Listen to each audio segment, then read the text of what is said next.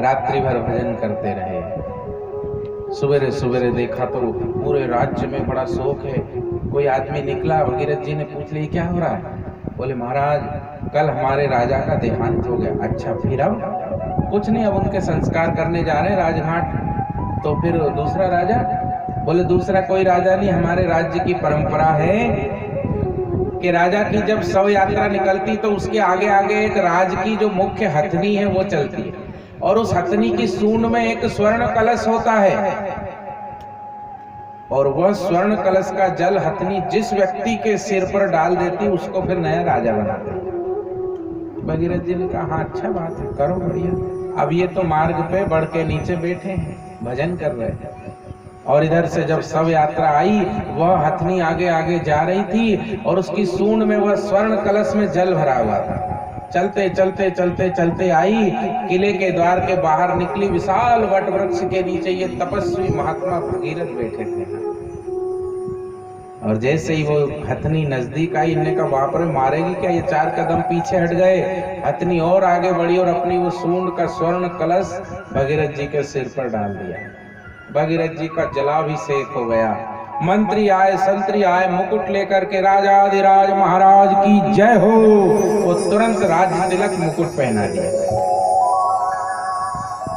सत मत छोड़े सूरमा, सत छोड़े पथ जाए, सत की बांधी लक्ष्मी फिर मिले। और ये एक ही राज्य मिला ऐसा नहीं है, और तो सुन लो, आगे जाके स्थिति और ऐसी हो गई कि आगे भगीरथ जी का वंश गड़बड़ा गया। तो उधर से और खबर आई कि महाराज अब तुम्हारो राज्य तुम ही संभालो। तो इनने एक साथ 2-2 राज्य संभाले, वो अपना पहले वाला भी और यो भी 2 राज्य के राजा बन गए। इसलिए ज्यादा हाय हाय मत कीजिए, बड़े आराम से, बड़े प्रेम से, बड़े आनंद से। भगवान हमारे हमको यही तो संकेत देते हैं। मंदिर जाओ तो श्री कृष्ण क्या कर रहे हैं? बंसी बजा रहे हैं। क्षीर सागर का दृश्य देखो तो नारायण क्या कर रहे हैं? शयन कर रहे हैं। कैलाश का दृश्य देखो तो बाबा विश्वनाथ भोलेनाथ क्या कर रहे हैं? ध्यानस्थ है, ध्यानावस्थित तद्गतेन मनसः। वो समझा रहे हैं कि बेटा संसार में सुख भीतर है, बाहर कुछ नहीं है। सुख पाना है भीतर जाओ, धन पाना है भीतर जाओ। उतरा सागर में जो भी उसे ही मोती मिला। जो सागर में उतरता उसको मोती मिलते, बाकी तो ये सब भटक मुआ भेदू बिना तो पावे को उपाय। जब तक भेद देने वाला गुरु न मिले तब तक भटकते रहो। 84 लाख कोई भी प्राप्ति नहीं होती तत्व की। कि जन्म जन्म मुनि जतन कराही, अंतराम कहीं आवत नाही। जब तक आपको कोई तत्ववेत्ता नहीं मिल जाता जो आपको सीधा मार्ग ले जा करके बता दे, तब तक घूमते रहो, घूमते रहो, घूमते रहो, कुछ हाथ नहीं आता है। जन्म तेरो बातों ही बीत गए, जन्म यूं ही चला जाता है। इसलिए प्रभु देवहूति जी का विवाह हो गया कर्दम ऋषि से। शर्त थी एक पुत्र के बाद सन्यास लूंगा। यहाँ पर 1 2 3 4 5 6 7 8 9 बेटियां हो गई। कर्दम ऋषि ने कहा बेटा हो नहीं हो, कहा देवी मैं तो चला जाऊंगा, आप देखो 9 हो गई, क्या करूं? देवहूति जी ने कहा देखो जी आपकी शर्त थी 1 पुत्र होगा तब जाऊंगा, पुत्र तो हुआ नहीं, मैं नहीं जाने दूंगा। कर्दम ऋषि ने तपस्या की भगवान नारायण की, और भगवान ने वरदान दिया मैं स्वयं आपका पुत्र होकर के आऊंगा। और वही भगवान नारायण कपिल देव के रूप में देवहूति जी के यहाँ जन्म लेते हैं। बोलिए कपिल भगवान की जय। और जैसे ही जन्म लिया, जात कर्म संस्कार, नामकरण संस्कार हुआ। कुछ ही दिनों के बाद कर्दम ऋषि वन को चले गए। पत्नी का पुत्र के जन्म के बाद पति का कर्तव्य पत्नी के प्रति पूर्ण हो जाता है। हाँ, पुत्र हो गया है, अब मेरी जिम्मेदारी लगभग पूरी। हाँ बाकी सब ठीक है। साधु बनना हो तो या बात है, घर ही रहना हो तो है जिम्मेदारी। करदम ऋषि बन को चले गए। अब 1 2 3 4 5 वर्ष के भगवान कपिल हुए तो एक दिन माता देवहूति ने उनको बढ़िया जल से नहलाया, फूल की माला पहनाई, तिलक लगाया, पाट पर बिठाया और हाथ जोड़ करके बोली, प्रभु मुझे ब्रह्म ज्ञान दीजिए। हाँ ये देखिए हमारा सनातन धर्म कि एक माँ भी अपने पुत्र से ब्रह्म ज्ञान चाहती है। भगवान कपिल ने कहा, ये क्या कर रही हो, मैं आपका पुत्र हूँ। देवहूति कहते, हाँ पुत्र हो, ये अपना शारीरिक संबंध है, मैं आपकी माँ, आप मेरे पुत्र हो, लेकिन तत्व से मैं जानती हूँ कि आप ईश्वर हो और मैं जीव हूँ, इसलिए प्रभु मेरे मोक्ष का मार्ग प्रशस्त कीजिए। और देवहूति जी ने तृतीय स्कंद के 3 अध्याय का 3 श्लोक, निर्विण्णां नितरां भूमन् असद इंद्रियतर्षणा येन संभाव्यमानेन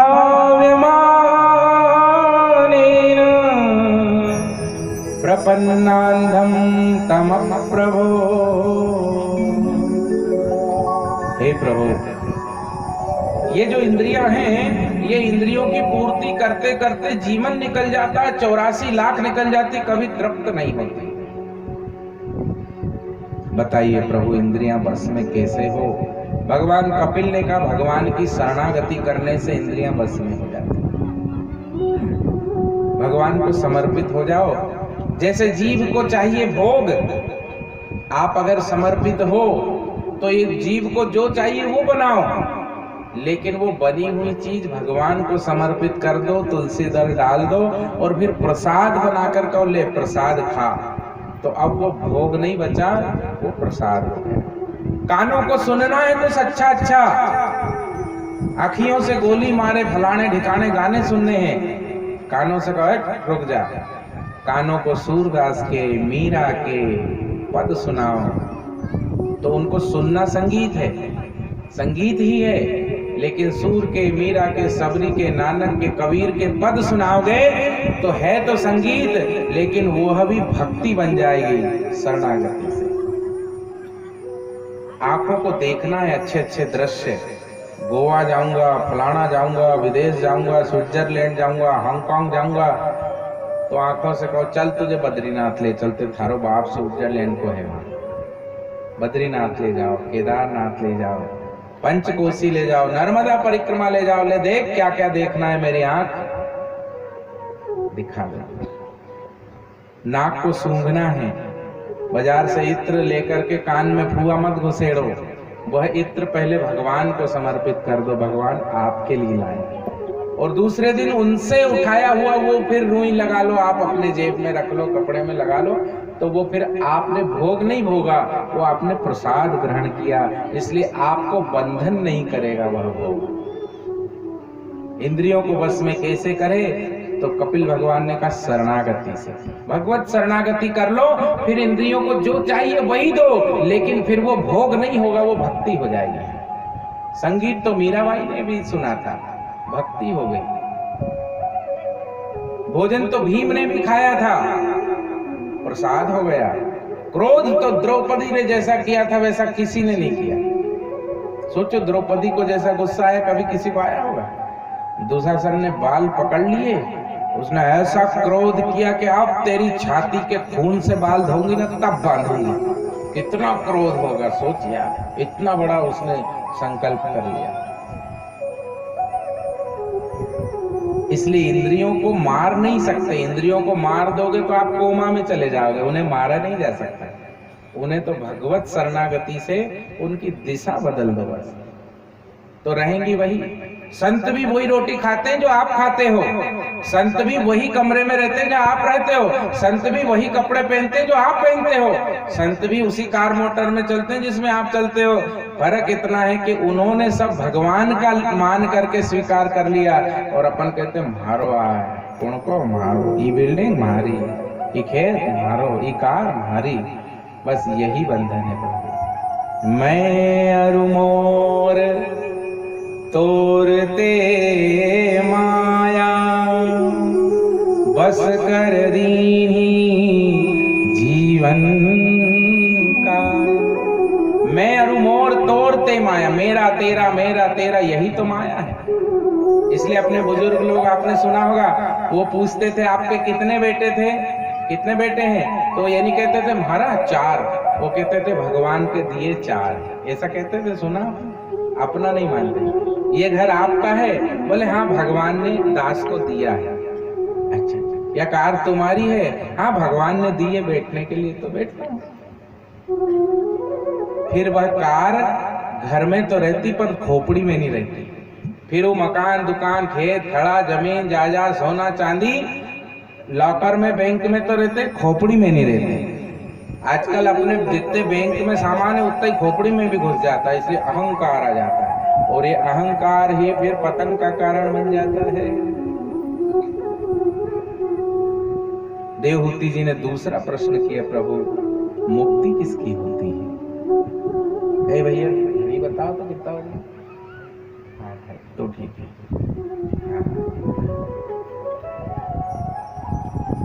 दूसरा प्रश्न किया, मुक्ति किसकी होती है? आपको पता मुक्ति किसकी होती है? अरे भगवान, इतना कथा सत्संग सुना याद नहीं? मुक्ति किसकी होती? अपनी होती ना?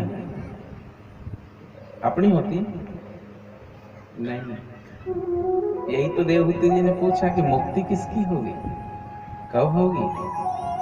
तो भगवान कपिल ने, तो आप घर का सत्संग चल रहा है ना, तो गूढ़ बात चल रही है वहां, तो सुनो आप। भगवान कपिल ने कहा, माँ ये मुक्ति फुक्ति कहीं होती नहीं होती मुक्ति। हाँ, देवहूति बोली नहीं, लेकिन मैंने तो सुना कि बाबा हम आधा घंटा के लिए भी मंच पे बैठे तो मुक्ति से ही शुरू होते और मुक्ति पे ही खत्म होते, और आप तो कह रहे मुक्ति होती नहीं कुछ, कहाँ नहीं होती? देवहूति ने कहा कैसे? भगवान कपिल ने कहा, अच्छा ये बताओ, शरीर को कौन मुक्त कर सकता है? देवहूति जी ने कहा इसको तो कौन करेगा, ये तो मरण धर्म है, मर जाएगा, फूका जाएगा, 2 मुट्ठी राख हो जाएगी। ठीक है, अच्छा आत्मा को बंधन किसने बांधा है? तो क्या हाँ, आत्मा को तो कोई बंधन नहीं है, वह तो मुक्त है, सदा जन्मजात मुक्त है, आत्मा को कोई बंधन नहीं है, और शरीर को मुक्त कर नहीं सकते। तो भगवान कपिल बोले फिर बताओ मुक्ति कहाँ बची? देवहूति जी ने कहा लेकिन लोग कहते हैं तो। हाँ कहते हैं, पर उनको भी पता नहीं है रहस्य। तो देवहूति कहती मुझे बताइए ना आप। भगवान कहते माँ, मुक्ति न तन की होती है न आत्मा की होती है, मुक्ति तो मन की होती है।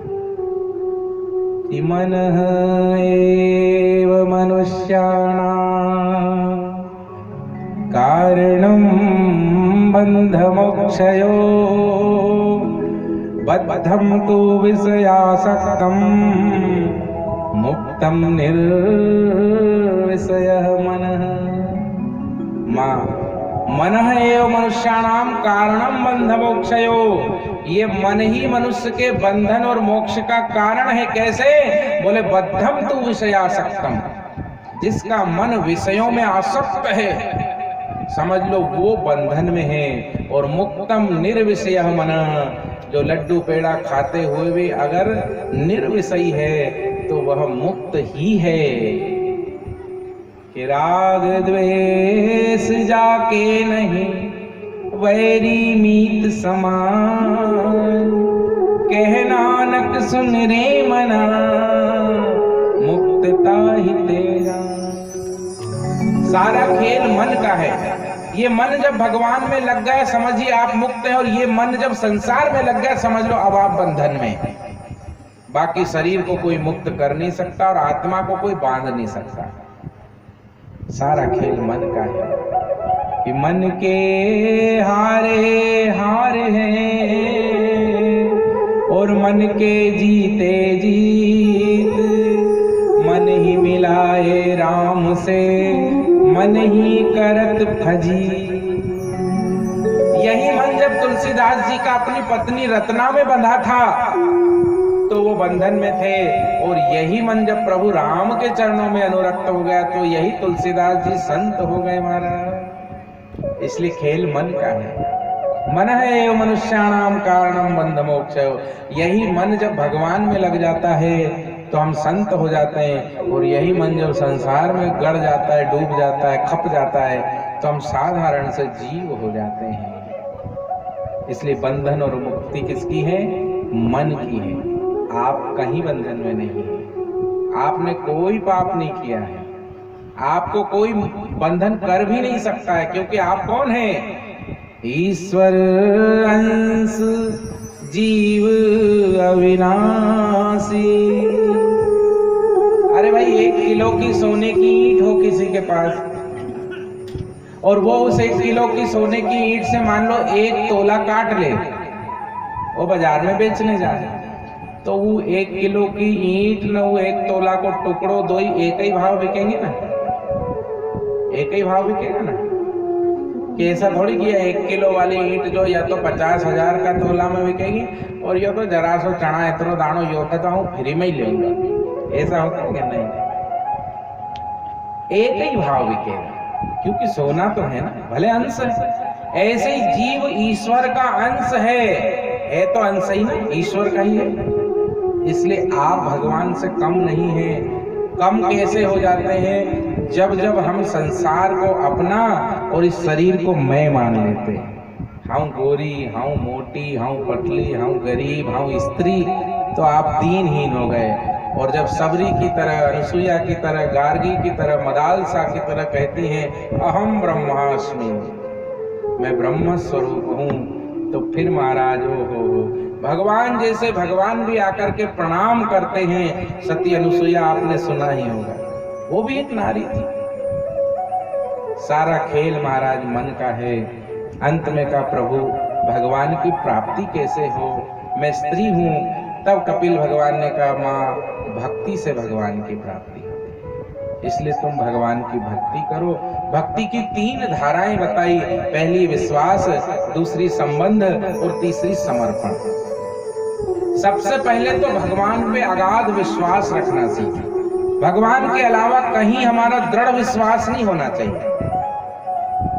आजकल हम क्या करते हैं कि भगवान को छोड़ के बाकी सब चीज पे हमारा पूर्ण विश्वास है। वाह, मान सिंह जी की जय हो। देखो, कभी प्यासे को पानी पिलाया नहीं, बाद अमृत पिलाने से क्या फायदा। कभी प्यासे को पानी पिलाया नहीं, बाद अमृत पिलाने से क्या फायदा।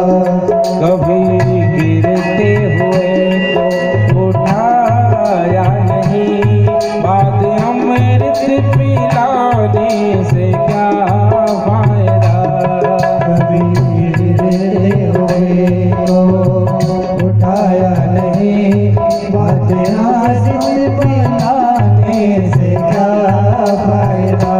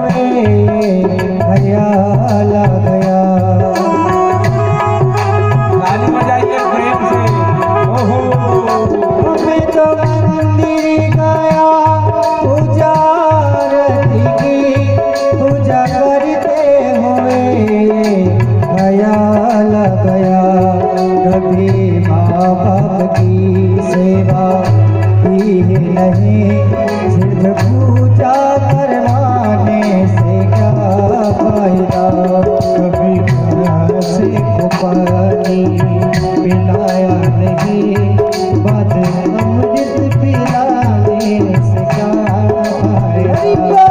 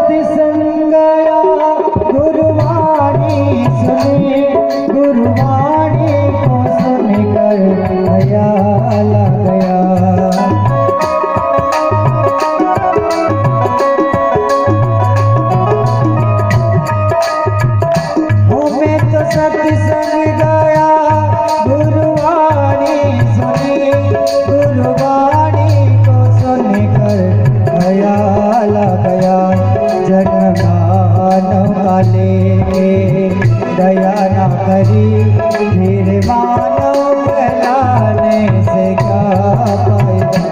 कभी से को पानी पिलाया नहीं, बात अमृत पिलाने से क्या फायदा।